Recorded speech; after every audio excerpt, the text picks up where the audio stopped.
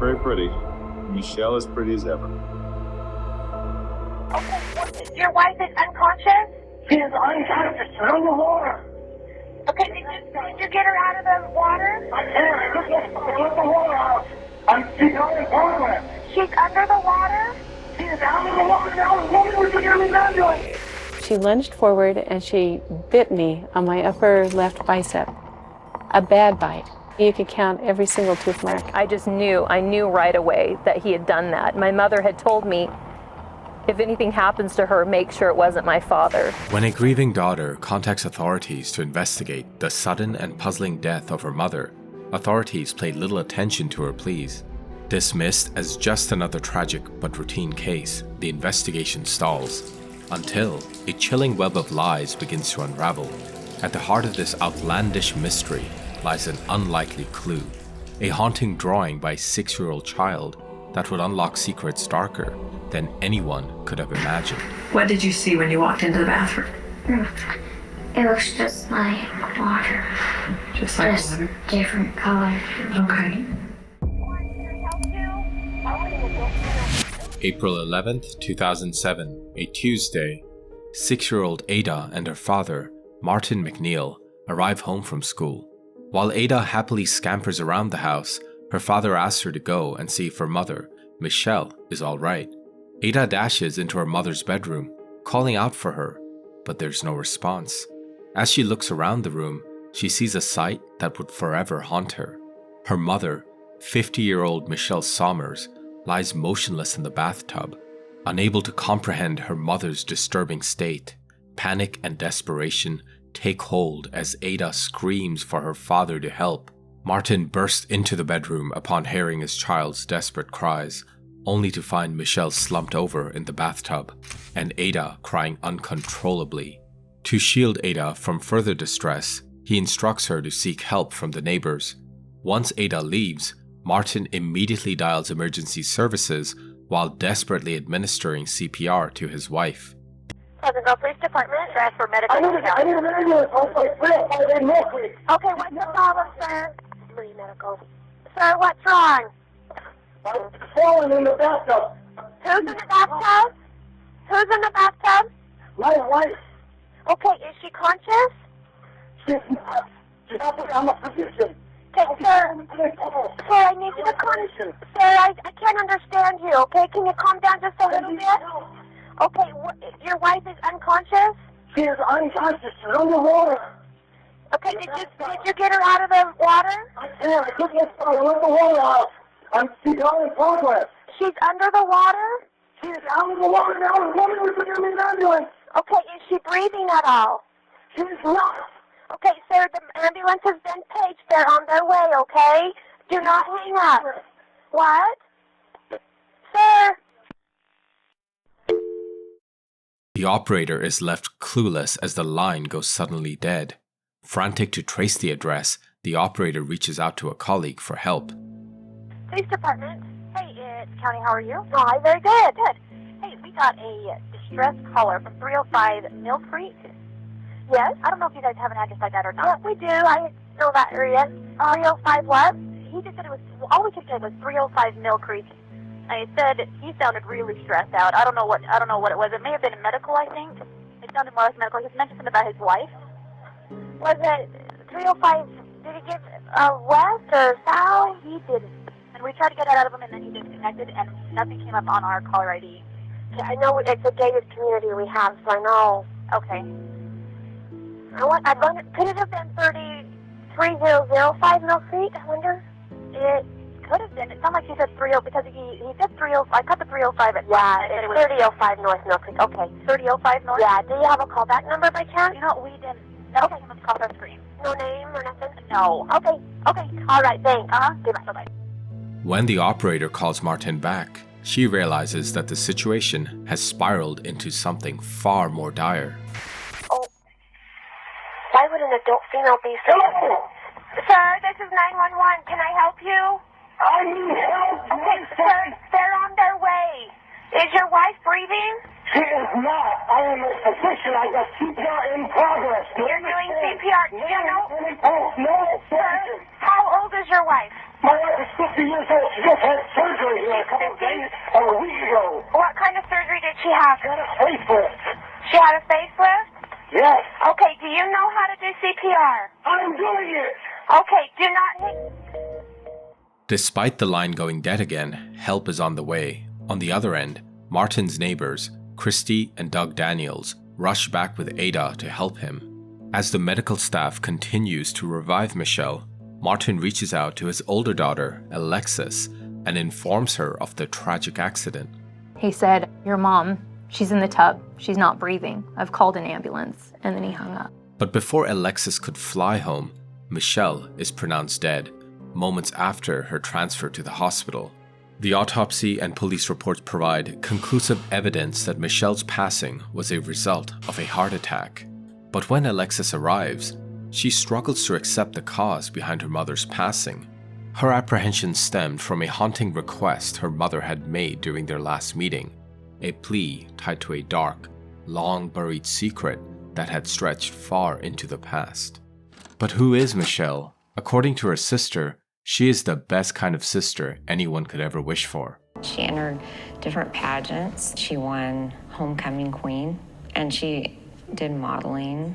She was an exchange student over in Switzerland. She excelled at everything. After meeting at a singles event at a California church, Michele and Martin eloped almost immediately to get married. The marriage grew fulfilling each day as the couple welcomed 4 children. It's now 11:45 in the morning. We're waiting for our doctor, Stephen Williams, to come and induce Michele. This will be our 3rd baby. Guess who's here, Rachel? Hey, that's your new sister. Rachel, Vanessa, Alexis, and Damien in just 5 years. Martin fast-tracked his medical degree and residency, completing both in just 4 years. By 1987, he was working as a physician in the ER and was known for his generosity, often advising patients free of charge who couldn't afford it. His career peaked when the Utah governor appointed him as medical director of the Utah Development Center. He also served as an LDS bishop, further cementing his respected status in the community. Martin and Michele were seen as the ideal family, admired, well-respected, with devoted children. Martin was their role model, while Michele was their unwavering pillar of support. Driven by their desire for a larger family, the couple adopts 4 more children: Giselle, Ella, and Sabrina from Ukraine, and Ada, who's actually their granddaughter. But behind the facade of success and devotion lay secrets that would unravel everything. Indoors, the couple's marriage was a battleground of frequent clashes when Michele caught Martin watching explicit content. Each time she confronted Martin about his concerning habits and behavior, he threatened to end his life, forcing Michele to bury the issues. For years, the couple hid the turmoil from their children and the community, yet the truth can only remain hidden for so long. When Martin turned 50, his behavior took a sharp turn. The sudden change was impossible to ignore, and the older children noticed something was off about their father. My father turned 50. He started acting very strangely. I thought he was just going through a midlife crisis at first. He became just very obsessed with losing weight and his appearance. Going to tanning salons. He lost weight. He'd start exercising just all the time, just in the middle of a conversation, jumping and doing push-ups, things like that. It's really bizarre. I mean, really very strange. Very out of the ordinary. According to ABC News, Michele grew suspicious of an extramarital affair, but found no proof to provide any basis for her doubts. Michele had worked as a model in the past and had always come across as very accepting of her aging. But in March of 2007, something changed. Michele surprised her family by announcing that she was getting a facelift. Mom said, "I'm going to meet with the plastic surgeon. Your father wants to get me a facelift." You got a makeup on. Like anyone getting older, you have things that you don't like. And so my dad's trying to do something nice for her. She told me, she said, your dad's trying to look all better. Well, maybe I will too. Despite her apprehensions with her mother's drastic decision, Alexis volunteered to return home during her break to assist in her mother's recovery post-surgery. I actually went to the consultations with her to meet this plastic surgeon, and She told him all of her concerns, saying, maybe I'll wait till this summer. I would be home from medical school for my summer break, and so I could be there and can help with the recovery. And my dad said, oh no, Alexis, you have spring break coming up in a week. Let's do it then. My dad was very pushy. Post the surgery, Michele developed symptoms that are not consistent with the procedure's side effects. She is constantly drained and drowsy. As a med student, Alexis checks her mother's prescriptions and discovers heavy sedatives on the list that are prescribed by a licensed doctor. Given that the prescription is written by a medical professional, Alexis seems convinced of the medication, but her mother's behavior grows suspicious each day. Despite being blindfolded by bandages, she asks Alexis to hand over the medications so that she can identify them by touch. The strange request unnerves Alexis, pushing her to confront her mother. Michele shares her suspicions about Martin being involved in something sinister and having an affair. Adding to the already shocking revelation, Michele says something that makes Alexis's blood run cold. She started to cry. She said, if anything happens to me, make sure it wasn't your dad. And I said, Mom, I kind of got upset. As Alexis continues to reel in the shock of her mother's suspicions, she also resists her father's demands to leave him alone with her mother while he administers the medicines to her. But as Michele's health improves substantially, Alexis leaves for university after her spring break, putting behind her mother's suspicions. But here she was now, only a week later, flying back home after listening to her father's panicked cries over the call. As Alexis stomachs the devastating news about her mother's passing, her haunting last request makes her uneasy. As soon as Martin leaves the house, Alexis bolts to her mother's room to count every pill in the prescription bottle. To her dismay, every bottle is empty. When she inquires about the missing pills with her brother, Damien, and his girlfriend, Eileen, she discovers that Eileen has flushed the pills after returning home from the hospital at Martin's request. That it made him too sad looking at her having her medication there. I mean, as soon as I heard that, things were just starting to add up. Determined to discover the truth, she remembers Michele had shared Martin's phone account login with her a month ago. Little did she know then that this account is going to expose the beginning of a sinister plan. And we found this number that he'd been calling a lot. The name of the person popped out. Gypsy Jillian Willis. The barrage of text messages and the call durations from the number makes Alexis wonder if Gypsy could be her father's lover, like her mother had suspected. But when she confronts her father, she endures a side of him that she hadn't considered in her worst nightmare. Angered by her accusations, Martin assaults and violates Alexis in the bedroom. Reeling from the truth about her father, Alexis turns to her sister, Rachel, and their aunt, Linda, who had always harbored doubts about her sister, Michelle's sudden death. However, she doesn't share about the assault with her family. Her father's behavior convinces Alexis that her mother was right about Martin's infidelity all along, but proving that he had anything to do with her death would be another matter. Alexis and Linda decide to approach authorities to reinvestigate Michelle's death. Since the autopsy and toxicology reports showed no evidence of foul play, the police dismissed Alexis's claims.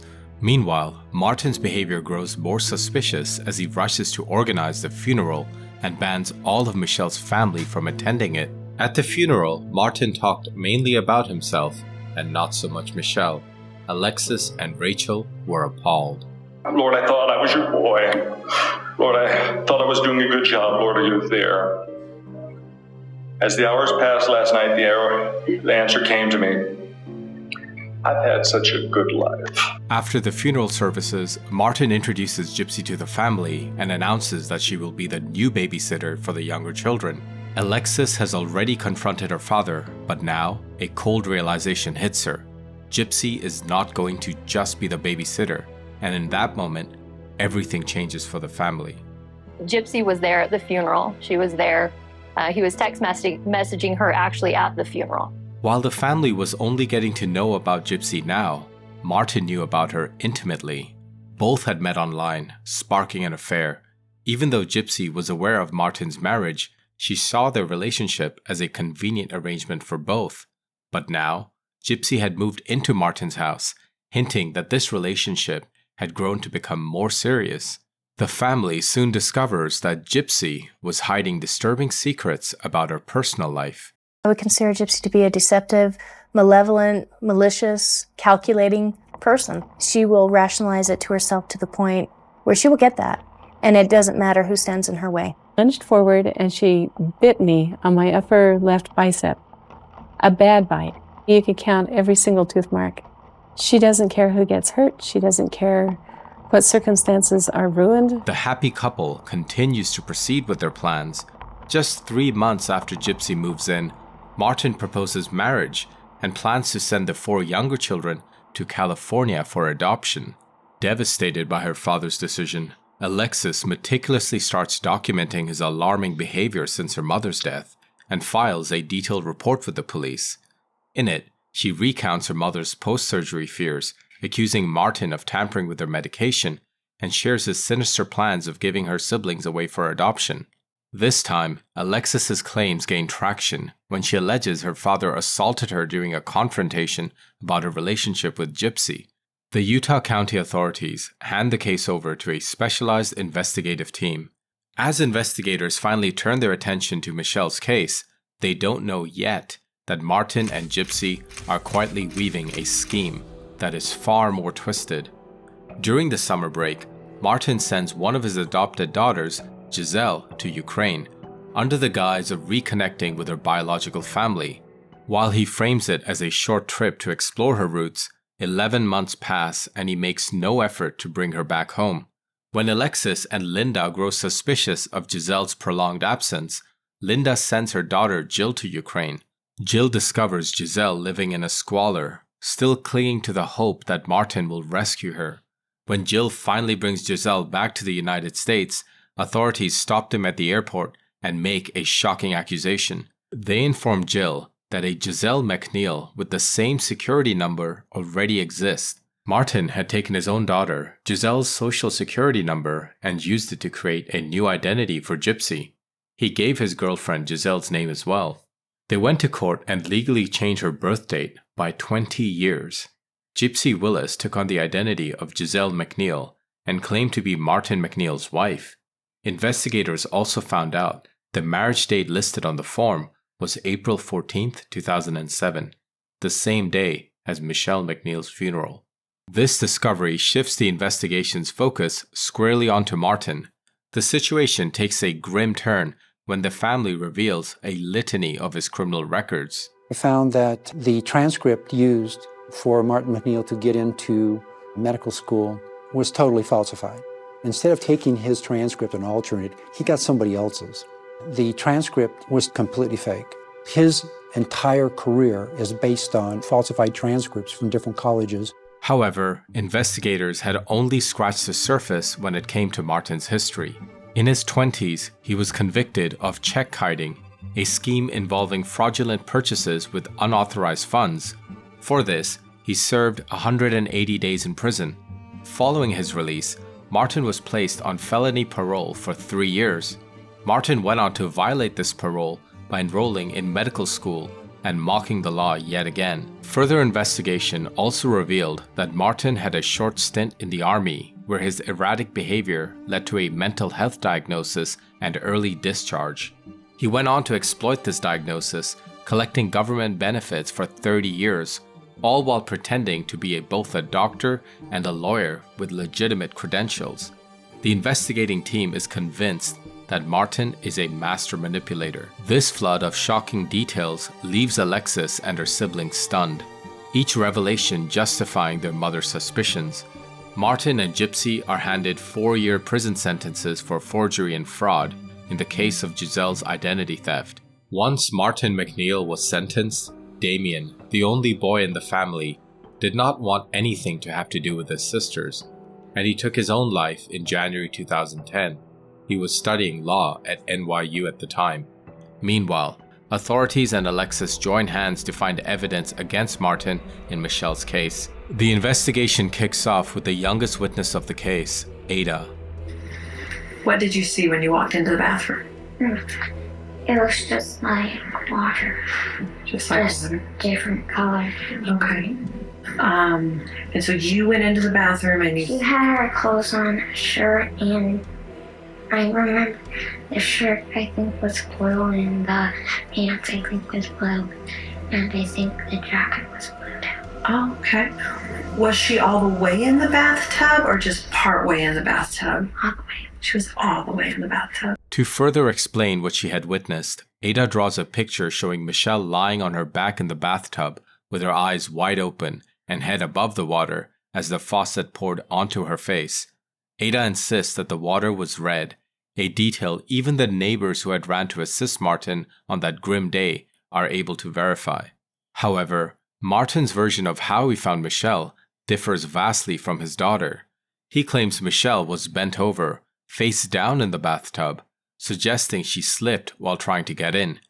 But his version crumbles when the investigators found no witnesses to back his account. As Martin's case floods the media, a flood of informants emerges, each sharing more damning information. Former patients came forward, accusing Martin of intimidation and violation. Investigators also discover a disturbing pattern.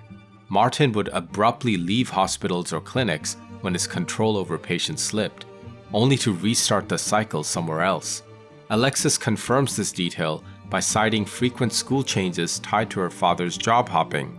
But the family still had one more shocker to digest. Anne Walthall, Martin's former mistress, steps into the spotlight to share a chilling claim. Martin had once told her, "There's something you can give someone that's natural, that's there after they have a heart attack so that it's not detectable after they have a heart attack." Armed with this new revelation, investigators request Michele's toxicology report.